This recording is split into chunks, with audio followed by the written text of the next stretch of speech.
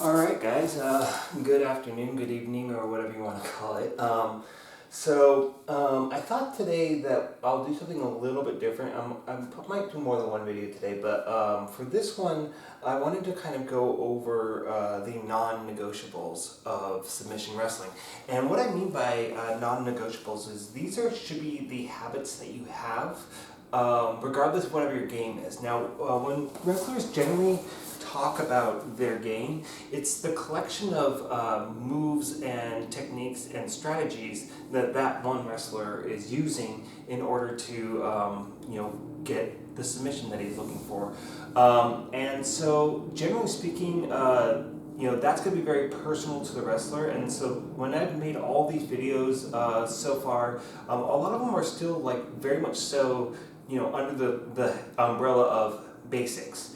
And when we were trying to develop as wrestlers, guys, and I hope you guys are doing this, when you guys watch one of my videos, don't just watch the video, okay?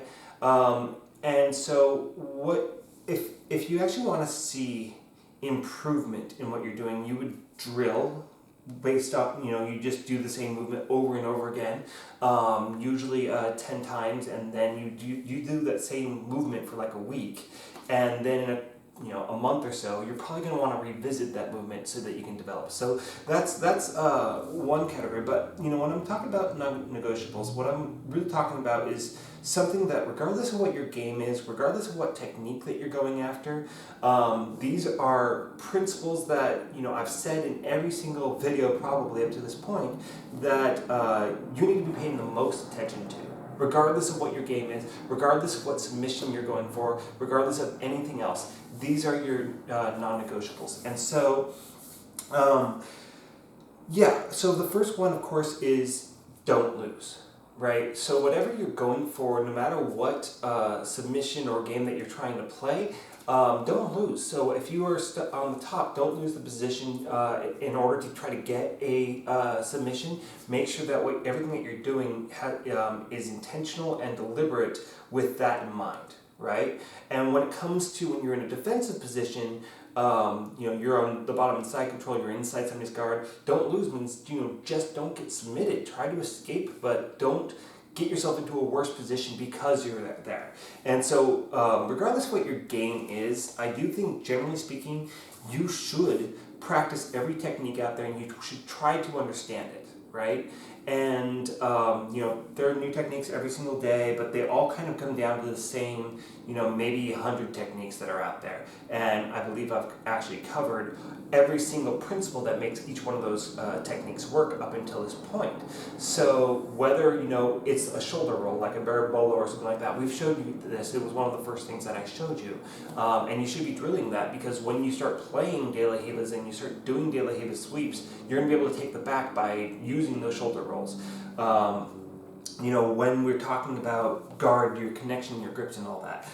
So generally speaking, if you can understand the base concepts along the road, then you should be able to hit generally any technique. So whether or not it's in your game, or probably potentially more importantly, when we're going back to that first rule of don't lose, is that if you understand a technique, even if you don't use it, and you're not good at it, which is perfectly fine. There are techniques I'm definitely not good at. There's techniques even, I would say, maybe I shouldn't say this because I don't know them very well, but let's say Higgin or Carlos Machado. I'm sure that there are techniques that they are not good at, right? They might not have the best rubber guard game, right? Because they're larger guys, and so it's things that work better for smaller guys, might not work for them. So, but they definitely, absolutely, in every level, because they are coral belts, right?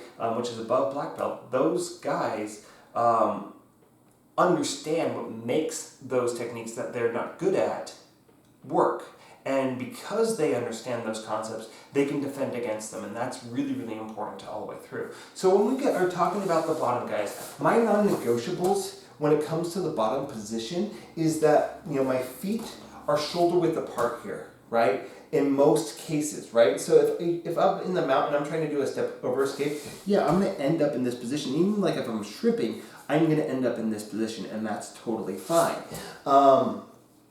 but that's we could totally be here, but as a general rule, like being in this position with my legs here, what that does is it gives me mobility on the mats to move.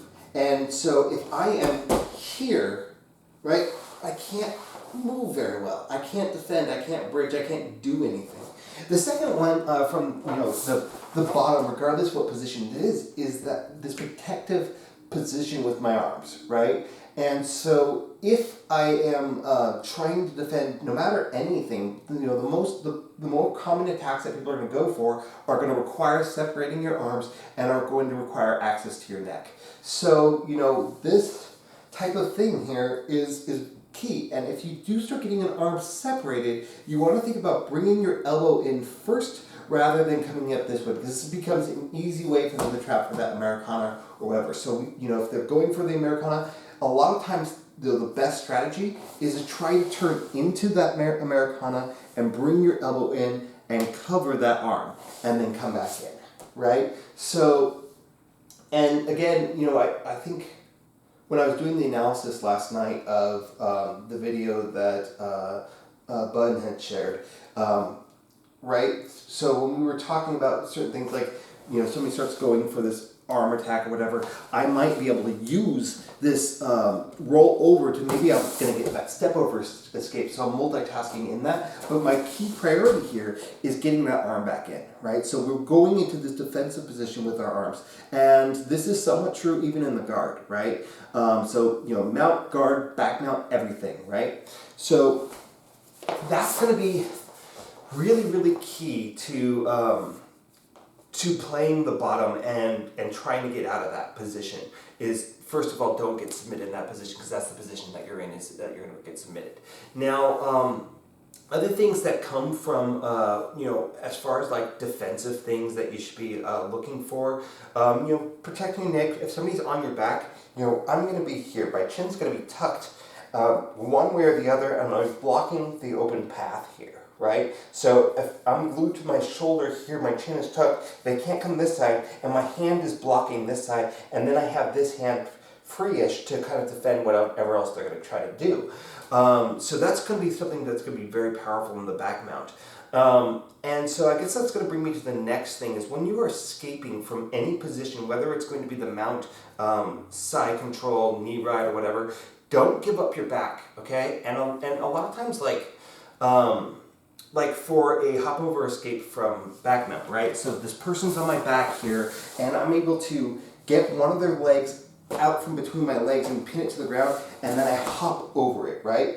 What people a lot of times tend to do here is that, they might continue this motion, and there's nothing preventing my opponent from just following me and taking my back again. And a lot of times, because I'm already starting to turn this way, they can flatten me out, which brings me to one of the worst positions you can be in. So this position, if I have somebody that's got weight on my back here, right? So they're on top of me, one way or the other, I don't have leverage here to get up from this position. So this is a really bad place for you to be. So if I'm doing that hop over escape, right, what I want to be doing is after I get that hop over and I'm clear of that leg, I want to start turning towards my opponent. So that if he comes on top of me, well, he's going to get into the mount position. He's going to come to the side control position. He might even come to knee ride, which is better than that belly down position, because even so, my arms being pinned to the ground like that stops me from being able to actually effectively protect my neck, right? Because I have to be able to get them back underneath me. And so they have a much easier time getting their arm in there and choking you out. So, talking about this a little bit more, if I'm turning in, what's also going to happen here is that we end up in this 50-50, right? Which means that we each have an equal opportunity to come into the top control position. So I'm facing him, and he's likely already on his back, right? I kind of turned him on his side by hopping over that leg and pinning it to the ground, but now I can start to come up and come into this side control position. As far as defensive things like that go, I don't know that I have a whole lot other things that you should be thinking about when it comes to being any type of golden rule, right? Is that, if you do end up in this belly down position, for one, before they are able to put their weight on you, it's really important that I start to draw my elbows in so that they're underneath me as much as possible, and then I bring my hips to my knees. And I get into this turtle position, right? And we notice when I'm in this turtle position, I'm like blocking any foot hooks from coming in, and I'm protecting my neck.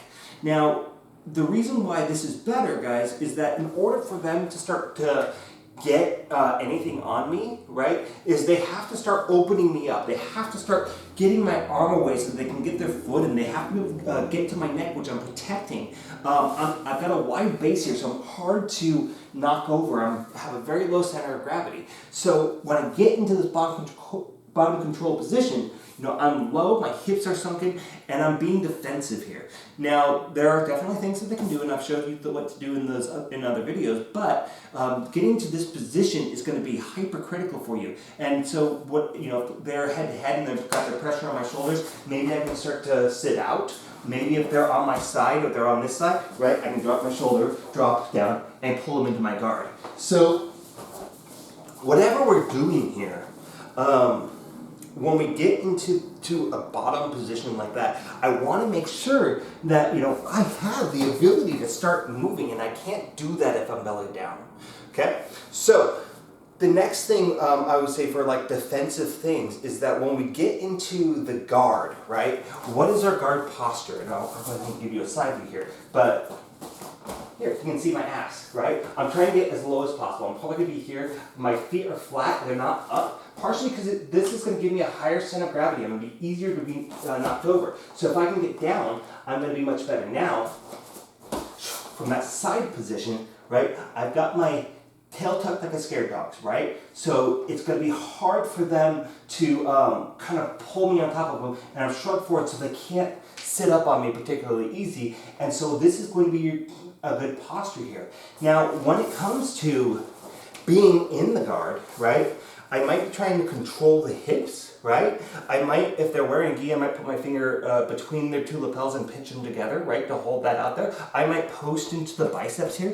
What I'm not going to do, guys, is I'm not just going to leave an arm hanging out here limply, right? And especially like if I am extending my arm onto somebody's chest, I'm going to lift and turn my elbow out. Because in order for them to armbar me, they need to get into this position. So if I'm here and I'm trying to pressure on their hips and I'm really, really turned down, or I'm pressuring onto their sternum, whatever, and I'm turned down, it's going to be very easy for them to set up that armbar. Bicep control, that's perfectly fine. Generally, a C grip is probably going to be better for this, so that they can't just pop off that grip there. So I'm getting this grip on there. One thing I don't want to do, right, as another golden rule, is I don't want to put my hand on the mat to the side here, because that's going to be a very easy Kimura. It's going to be a very easy omoplata for the person playing guard. So I'm kind of gift wrapping that. The next thing, when I'm in the guard, remember that I'm either going to have two hands that are thoroughly in the guard, or two hands that are thoroughly out. And if you need to do one hand then the other, my elbow is going to be deep on the inside of their thigh as the other one swims around. That way, it's going to be harder for them to pull me into that triangle, right? And it's going to be easier for me to swim that out. If I feel that they're pulling this arm, I need to sneak this one back in. And that's going to be one of the key things that's going to prevent me from getting triangled in that position. So, I'm on the defensive when I'm inside the guard. Now, if I start to stand, right, I need to be paying attention to where my center of gravity is, because I don't want to get knocked over in that direction. And I would say that potentially, actually, if I do come up to post this leg up, I might pressure my hand down onto this hip, so that even if I do come past my knee here, my weight's still going into that, right? So that they're going to have a harder time kicking me over. So one of the things to think about, I usually going to have my hands here, and I'm going to be very mindful of this, right? That my knee stays on the outside of my hip the whole time. And you see, even when I turned out here, I gave myself a little kickstand here with this foot, so it's going to be hard for them to take me over in this direction, right? They might still break me down this way, but they're going to have a harder time taking me side to side here. And if they do try to sit up, it's going to be pretty easy for me to create that post behind me. So we are watching all those different things so that we don't get swept or submitted in the guard position. Now, when it comes to defensive standing, right, if I'm standing and I'm trying to pass the guard, I need to be very mindful of what grips my opponent has, right, because from this position, they're going to try to get hooks and they're going to try to grab my ankles, they're going to try to grab my wrists so they can grab the back of my neck. All these different things that can make it harder for me to get out of this position. And the more grips that they have, the more control over me that they have. So, and I know that sounds obvious, but you know, if they're grabbing an ankle, I might kick my foot forward and do that little circle and step back. He may still have that hook there, but now he doesn't have that ankle grip, right? And if he starts going for that one, maybe I step back. He may still have the hooks there, okay? Maybe if I can get into the hub so I clear off that one hook, I can pressure in. But I'm trying to pay attention to how many grips that they have, because the more grips they have, the stronger game that they're going to have. So, as far as defensive things go, I think that really covers most of the bases here. And if I have missed something, go ahead and say so, add it into the comments, and we'll see if we can help each other out on that. But when we come into a top control position, right? And this is true-ish to when it comes to guard, right? So the dropping of the hips is about rooting ourselves into the floor, right? When I'm in a side control position, right, I need to be paying attention to my pressure, which doesn't cross the center line, but it's down onto the shoulder, so it's going to be hard for them to turn that way. To prevent them from turning into me, I'm going to be pushing pressure with my shoulder into their jaw so their head can't come this way. Their body has to be able to fall. If the head can't turn, the body can't turn, right? I might be blocking the hip here, right? Or I may be over here, but I'm really cognizant of what they're trying to do, and whatever they're doing, I need to adapt to it, right? So, if they are big, strong guys and they start trying to bridge me over, I'm going to use the head side because the knee on this side is blocking their leg from getting under me. So, you know, I could bring my arm over, but then I lose control. So I can stretch out my near side leg, and that's going to make me just a lot heavier on them, and it's also just going to make it so that I'm going to be harder to roll here, right? And when we look at the position on the back here, when I'm taking that side control position, you see it's just like the guard. My hips are as low as I possibly can get them, right? Right? So I'm sucking down, because the higher I get, right, if I'm trying to hold somebody down here, you can see it's harder for me to keep it on one side here. When I'm really high here, my ass is up, I'm not rooted into the floor anymore, right? It's going to be very easy for me to get rolled here. So I need to be down. It doesn't matter if I'm in north-south, it doesn't matter if I'm in scarf hold or switch base. It's going to be the same thing. I need to be rooting the floor. I'm connected to my partner so he can't just run away. And I've got pressure on him, so it's going to be harder for him to move, and it's going to drain him a lot faster if I do. Okay? When I'm going for any type of submission here, right, I want to be very cognizant that I'm not so determined to get something that I'm endangering my pressure, my connection, or how I'm rooted into the floor. So that's actually really key in this position. Now, when I am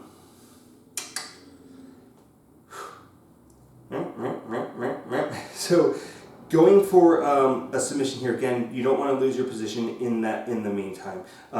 When I'm transitioning, right, I want to make sure, regardless of whatever transition I have, every moment in that transition matters, right? So if I'm going back to a side control position here, can you see the problem with that? I really unrooted myself. I moved my pressure that direction in that. So we want to be very clean about those transitions. And one thing, if you do feel like this is hard for you to do, right, without coming up, then what I really need to be doing is I need to make sure that there's a post, right? And the post is going to come before that transition. So I keep my elbow plus pinched in, so I've got that connection to the hip. But from here, right, I'm using that so that he can't easily roll me, right? So that my knee and my elbow are going to keep his hips connected to my knee and elbow here, so he can't get that leg underneath me, he can't bridge up into me as easily.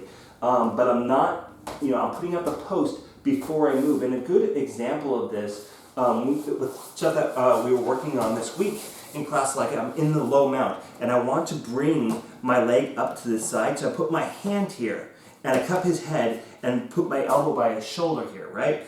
And so what I've now done is I've gotten rid of my ability to be rooted into the floor here, which is coming from my posts, right? Because my hips are my knees are off the ground, my hips are my pressure, and my feet behind here is the connection. My hands are how I'm rooting in the floor, right? And so if I come here, and I cut the back of his head, I've lost this post on this side. Sure, I could do a cross post, but it's not going to be very powerful and might not be able to stop him. So what do I need to do? Well, I need to root myself on this side. So before I come up here, I'm going to shift my weight off to this side, and I've got my post here, right? Now, he might be tempted to try to bridge and take me in that direction. But I've got a post, so I'm fine, right? So from here, I can cup the back of the head, and because my weight's over here, it's going to be really hard for him to take me over that way, right? So I can slide my knee up and get there. Now, for what we were working on this week, now I need to swing this leg under to get my foot under his head. So in order for me to do that, I'm here, right? Because I need to make this leg light. And so I put all my weight over here. He can't roll me that way because my weight's all the way up on this side.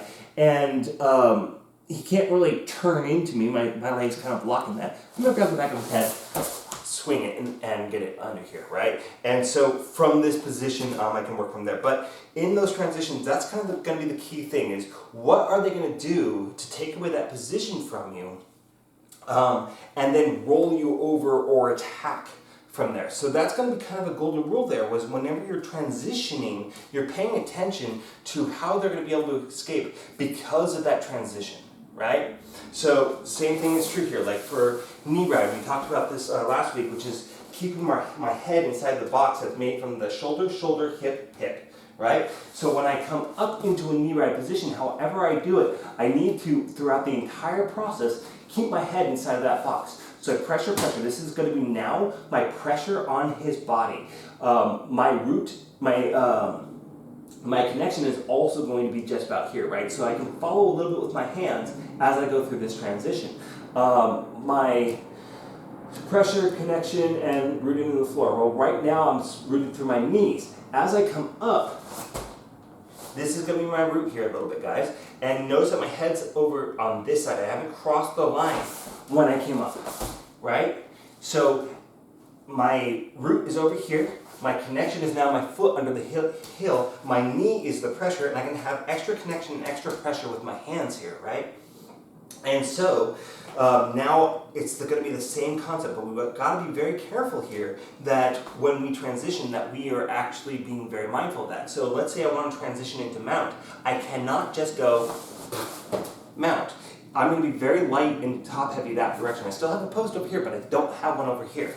So if I want to just slide down into mount, the first thing I need to do is post, right? So I'm looking for that post because I need to substitute me unrooting myself and taking my pressure off and destabilizing my connection a little bit. My connection is actually still relatively good throughout that entire thing, but the pressure and connection, my pressure and my root are going to be damaged because of that transition. So that's why I'm making sure that I'm posting first before I go through that transition. Okay?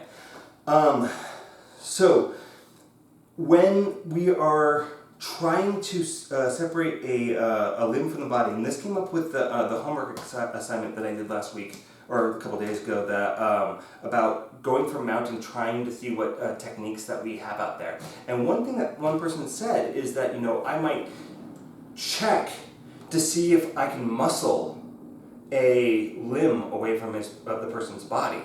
But the thing about that is that there's always going to be somebody that's stronger than you. But also, guys, if let's say I'm in this mid-range mount here, and I'm trying to pull somebody's arm up, I might, I'm back heavy now, right? Because I'm leaning back. He might actually be able to sit up on me and take me backwards to get me off of him, right?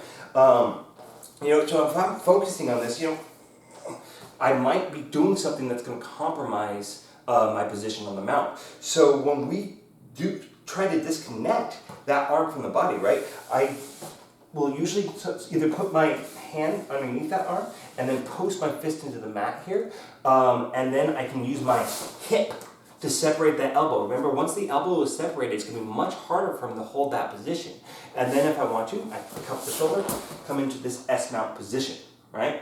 I know that I kind of leaned a little bit back when I do that. Usually with a normal sized person, that's not going to happen as much. But if you do feel like that's happening, right? If I'm here, I might lean forward a little bit just to kind of maintain this, but I really still want to pull up on this shoulder a little bit, because what that does is it stops them from turning that way. It also gives me a space for my leg to land.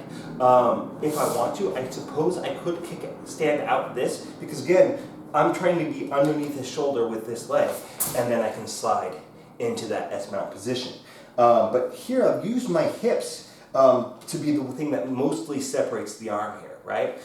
If I wanted to wipe back an arm, I'm going to use leverage. I'm not going to use strength. So I'm going to come, make a blade out of your hand, and if I can slide under here, right, and I make sure that there's no space, then I can kind of slide up here, right, and then I can grab the elbow. His arm is going to come here, right, and so if I can just keep that up and out and block him with my hips from getting that back into this position where it's strong, then I'm going to have much easier time separating from the body, and strength is going to play into it a lot less.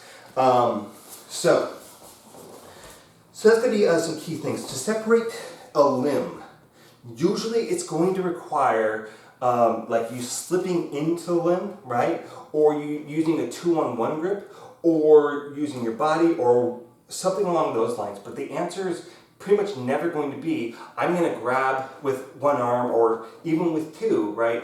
And be able to pull. Like when if I try to do a 2-on-1 grip from the guard onto somebody's wrists, right? And I try to pull, that's going to be rather difficult. I'm at the end of the lever, and we kind of have an equal amount of opportunity to separate that arm. So I could grab at the tricep here, now I'm closer to his point of reference, while also having the end of the lever here, right? And then I can start to separate. But even so, guys, when I do that, I'm going to help myself by using my legs to break his posture down and get that arm not only separated from his body, but then if I sit up, I'm using my body to block that path of the arm back into a neutral position.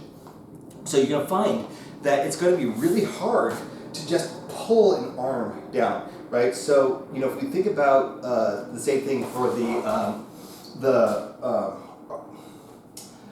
just going to go through it, and if the name comes to me, it's yeah. So I'm breaking his posture down. If I can, like I go here, so if he's pushing my body or on my hip or something like that, I scoop under and I do a little circle and I trap his wrist here. I use my legs, pulling him into my armpit to break him down, and then I hook the back of his head. I go under his armpit with this hand, so now my forearm, is going to replace my leg as far as like what's blocking him from being able to pull his arm back.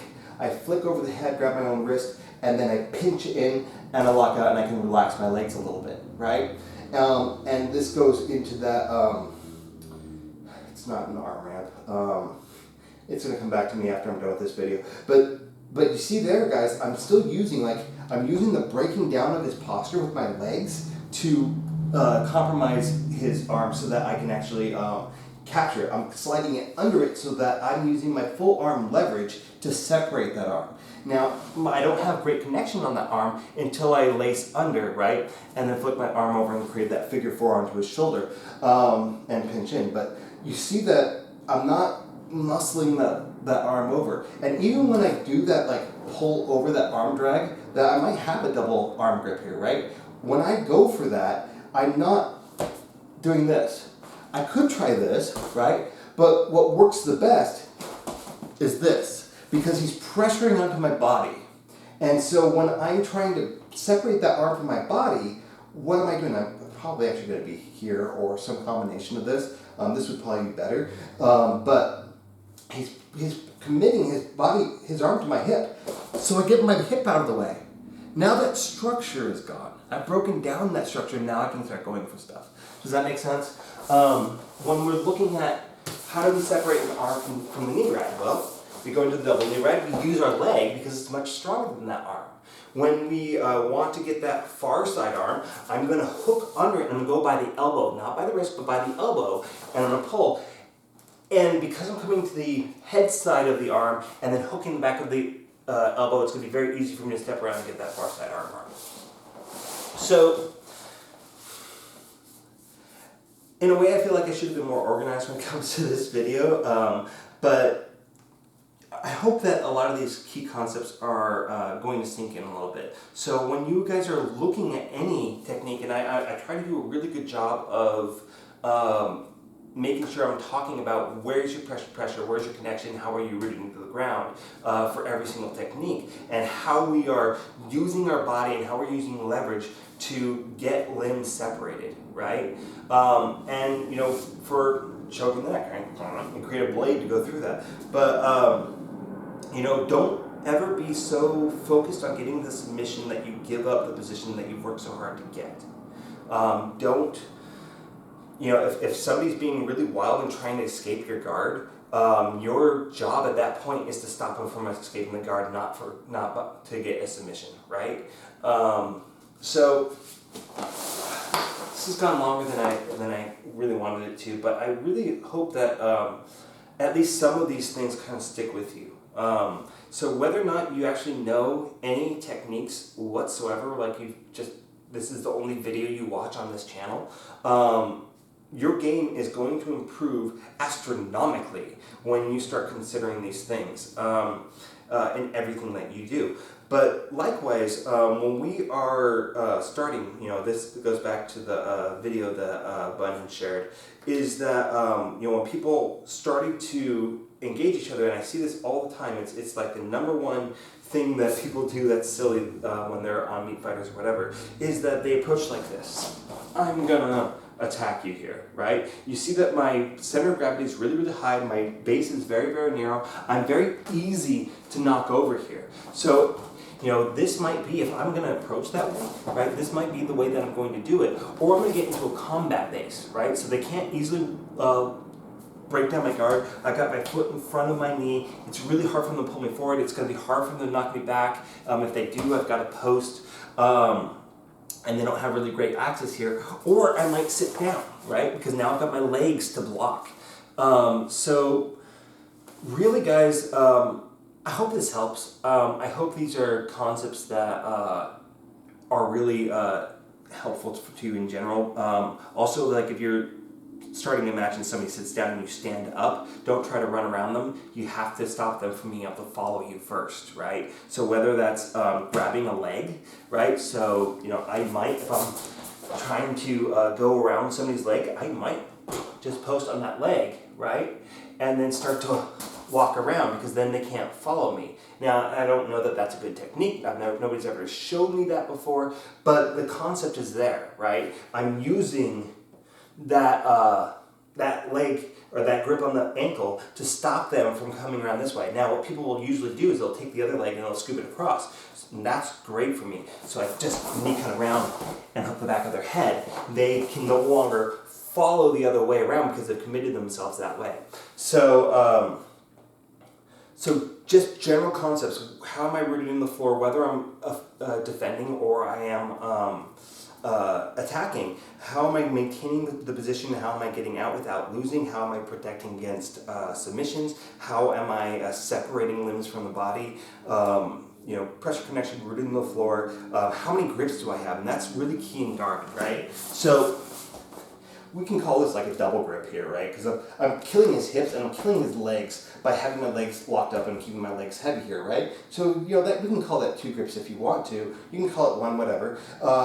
If he stands up, if I get like an X guard, right, that's going to be 2 points of contact there. One, this is going to be the pull. This is going to be kind of a push, right? That's a key thing for guard too, right? Is that we want to maintain the push and pull at all times, so he can't just run away and I lose all connection and he can't come on top of me, right? And then I get a third grip by underhooking here. I can even solidify that grip by using my head to kind of hold his leg in place, right? And then I can get a wrist grip if I want to, I can get a neck grip if I want to, I can stretch them out and then pull them into me. So I've got more control over him, the more grips that I have. So if all you have is one ankle grip, you need to be starting to look for more grips to solidify your control over your opponent.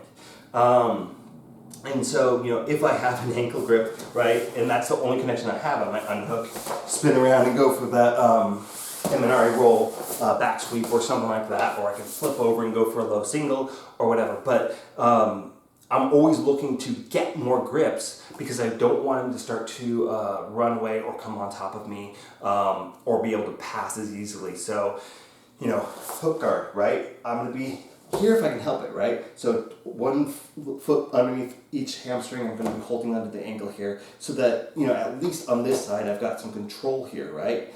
If he starts to try to push this one out or he clears this hook, maybe I'm going to sit up and I'm going to come into this position 2 from the Tarzan drill, right?